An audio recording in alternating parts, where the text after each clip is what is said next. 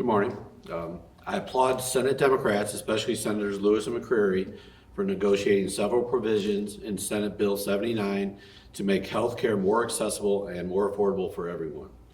Provisions added or improved by Senate Democrats include protecting Farm Bureau customers from false advertising, expanding access to birth control by doubling the length of the prescription, providing hearing aids and cochlear implants to Medicaid patients, expanding treatment of STIs to prevent their spread, improving forensic examinations to help survivors of sexual assault, expanding prenatal blood testing to detect treatable diseases early, and improving mammogram notices to help women.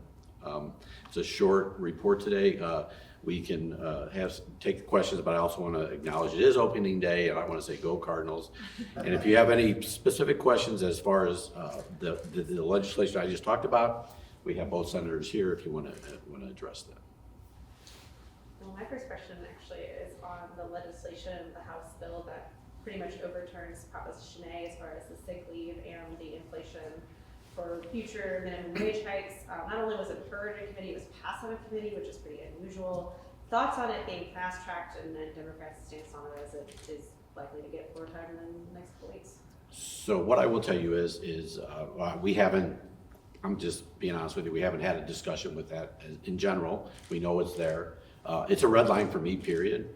You know, and I'm sure as we have a discussion with the caucus, we'll decide what our options are as we go forward. But as of right now, you know, we have to defend the will of the voters. And if over 57% of Missourians voted for that. And to try to change it now is troublesome. They actually, in a lot of ways, took it in good faith to go the statutory route in the IP process. And we've said time and time again, the reason why everybody puts everything in the Constitution is because this legislative body tries to take it away. So they're trying to take it away again, and they're proving our point over and over again that they do not respect the voters. So that is my stance. Like I said, I'm not putting anybody in my caucus on the spot at this point. We have not really had that conversation. Senator McCreery, what did you make of the fact that they both heard it and passed it out of committee? Well, I think it was just really a stick in the eye to Missouri voters that we had this sham of a hearing, and then within minutes of a hearing where it was very obvious that senators still had a lot of questions, they moved immediately into executive session and called for a vote. And Senator Weber, I think, said it best when he said to the committee chair that your actions of like rushing this through indicates that there's not going to be a place for any kind of compromise or discussion. It was just really disrespectful of the whole process. And I still had meetings set up hours after that hearing yesterday, people wanting to talk to me about that bill. And they were on both sides of the issue, and it just is disrespectful to Missourians that wanted to talk to a senator about that. Senator Lewis, you and I talked about some of the provisions you got through the Senate today, and I don't have a great question for you, but I was just wondering if you want to talk a little bit about, I know it's been like a long road for you to get this done, and I'm sure it must be a great moment and everything. Yeah, it's super exciting. You know, I'm really pleased with what we were able to get in, especially with WIP for women. As Senator Beck spoke to the you know, the provisions for the women's health bill, and then also telehealth services. So I'm really excited to see it make it across the finish line. I think people outside of this building see Republicans and Democrats kind of just fighting constantly. Can you talk a little bit about the work you did trying to work with Republicans and compromise to come together to get this legislation passed? Yeah, and I appreciate that question because sometimes working together isn't very newsworthy, but that's what we do a lot in this building. I wasn't a fan of the underlying bill. There was no secret to that. You know, and I've been speaking with the bill sponsor about it, and when it came time, we were able to make the underlying bill a little bit better, which I still couldn't support, but we were also able to add some really great things. So it is a beautiful moment when we're able to come together, and I'd say that's the majority of the time, but some of those wedge issues, those are what make the headlines. Another bill that was heard and voted on this week, Senator McCreery, I guess you're on those committees right now, but this morning was the pesticide bill, the labeling. That bill bill, there's already been reporting from the Post-Dispatch saying there's a section of Republicans that are against the bill. I guess kind of thoughts on the likelihood of this bill in person, since it seems to be there's a bipartisan coalition against it. Yes, it is a rare situation in that Republicans and Democrats are united in opposition to a bill. Those of us who are opposed to those bills believe that everybody deserves to have their day in court, and if they think they were harmed or hurt by a product, they deserve to have that case heard. And again, a House bill was heard in a Senate committee today. It felt like a bit of a charade. We rushed to a vote right after we heard the bill. Again, no time for any follow-up or anything.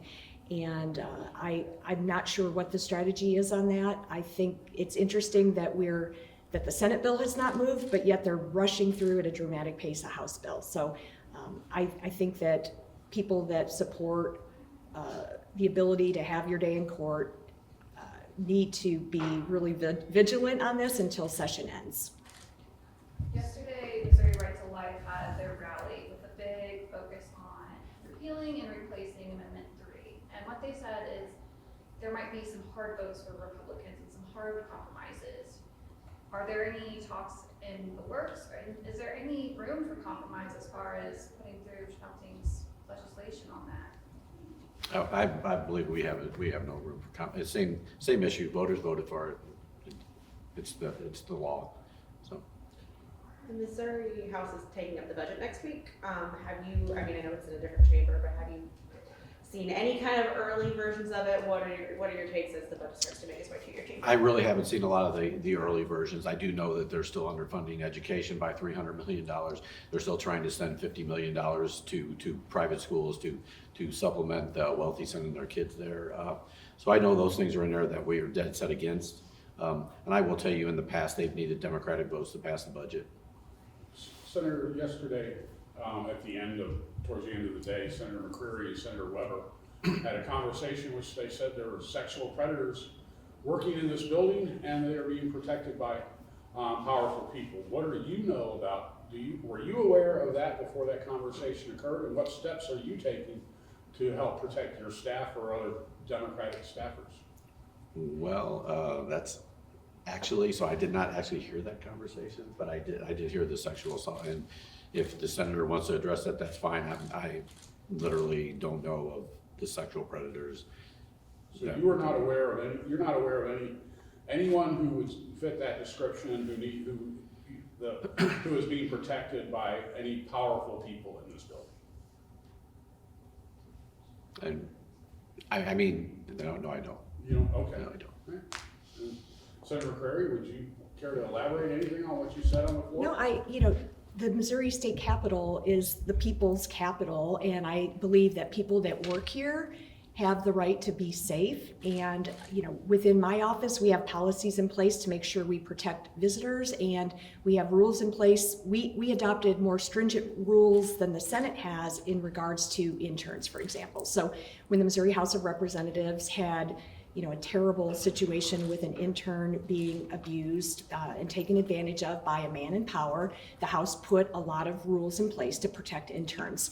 Those rules did not transfer over to the state Senate, but within my office, we adopted those rules because we want everybody that works with us and volunteers with us to feel safe and secure, just like any other workplace in America. And just to be clear, is this something that is active? There's a person who is believed to be actively making problems here, or is it something in their past that is known about that person and they're continuing to work here? Well, I think the Missouri Capitol is just like any other workplace or public place in this country, which is there are going to be all kinds of people in the mix. And so I just think everybody needs to be aware and be careful and make sure we're looking out for our coworkers and our interns and that kind of thing.